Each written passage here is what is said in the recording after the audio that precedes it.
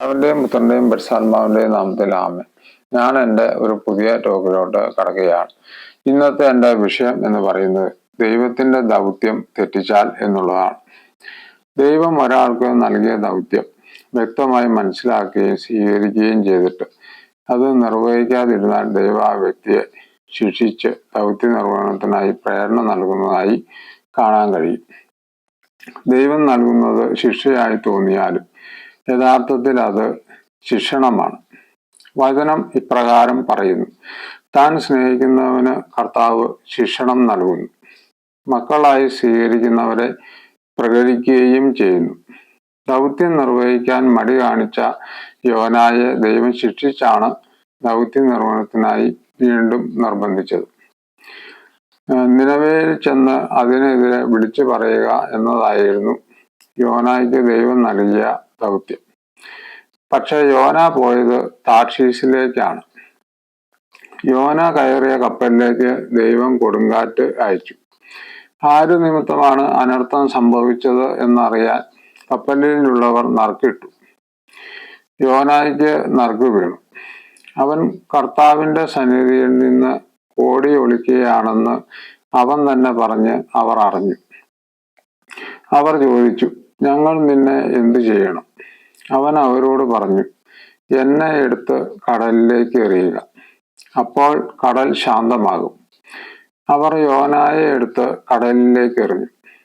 ഉടൻ കടൽ ശാന്തമായി.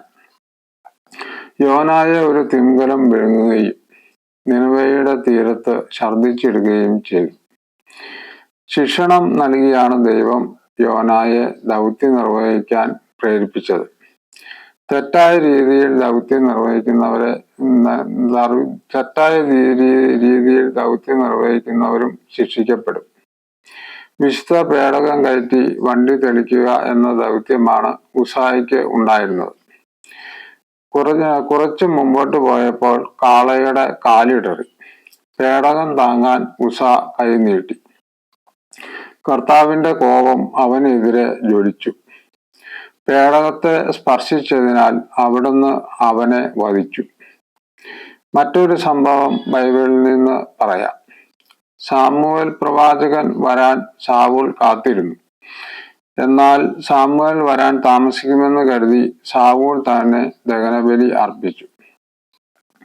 ദഹനബലി അർപ്പിച്ചു കഴിഞ്ഞപ്പോൾ സാമുവേൽ വന്നെത്തി. സാമുവേൽ പറഞ്ഞു, നിന്റെ ദൈവമായ കർത്താവിന്റെ കൽപ്പന നീ അനുസരിച്ചില്ല. അനുസരിച്ചിരുന്നെങ്കിൽ അവിടുന്ന് നിന്റെ രാജ്യത്വം ഇസ്രായേലിൽ സ്ഥിരപ്പെടുത്തുമായിരുന്നു. എന്നാൽ നിന്റെ ഭരണം ഇനി ദീർഘിക്കുകയില്ല. അങ്ങനെ ശൗൽ രാജാവിന് രാജ്യത്വം നഷ്ടമായി. ഈ സംഭവങ്ങളെല്ലാം കാണിക്കുന്നത് ദൈവത്തിന്റെ ദൗത്യം നിർവഹിക്കാതിരുന്നാൽ ദൈവത്താൽ ശിക്ഷിക്കപ്പെട്ടേക്കും എന്നാണ്. അതുകൊണ്ട് നിങ്ങളൊരു കാര്യം മനസ്സിലാക്കിയിരിക്കുക. ദൈവം ഒരാളെ ഒരു ദൗത്യത്തിനായിട്ട് തെരഞ്ഞെടുത്തു കഴിഞ്ഞാൽ നമ്മൾ ആ ദൗത്യം ചെയ്തില്ലെങ്കിൽ, നമ്മൾ വേറെ ഏതെങ്കിലും വഴിക്ക് പോയാൽ ദൈവം ശിക്ഷ തന്നാണെങ്കിൽ പോലും ആ നേരായ വഴിക്ക് നമ്മളെ തിരിച്ചുവിടും. അതുകൊണ്ട് ദൈവത്തിന്റെ ദൗത്യം ഏൽപ്പിച്ചവരൊക്കെ ദൈവത്തിന്റെ ദൗത്യം ചിട്ടയായിട്ട് ചെയ്യണം.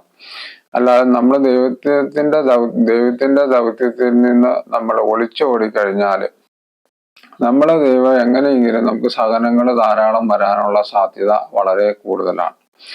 ദൈവത്തിന്റെ പദ്ധതിയിൽ നമ്മൾ നിൽക്കുമ്പോൾ മാത്രമാണ് നമുക്ക് ശരിയായ സന്തോഷത്തില് സംരക്ഷണത്തില് ജീവിക്കാൻ പറ്റുകയുള്ളൂ. അതുകൊണ്ട് ദൈവത്തിന്റെ ദൗത്യം നമ്മളെ ദൈവം ഏൽപ്പിച്ചിട്ടുണ്ടെങ്കിൽ, ദൈവത്തിന്റെ ദൗത്യത്തിനായി നമ്മെ വിളിച്ചിട്ടുണ്ടെങ്കിൽ നമ്മൾ ഉറപ്പായും ദൈവത്തിന്റെ ദൗത്യം നമ്മൾ ചെയ്തിരിക്കണം. ഇന്നത്തെ എൻ്റെ ടോക്ക് നിങ്ങൾക്ക് ഇഷ്ടപ്പെട്ടെങ്കിൽ നിങ്ങൾ സബ്സ്ക്രൈബ് ചെയ്യുക, ലൈക്ക് ചെയ്യുക. കൂടുതൽ കാര്യങ്ങൾ ഞാൻ എൻ്റെ അടുത്ത ടോക്കിൽ പറഞ്ഞുകൊള്ളാം. നിങ്ങൾക്ക് ഏവർക്കും എൻ്റെ ഹൃദയം നിറഞ്ഞ നന്ദി, നമസ്കാരം.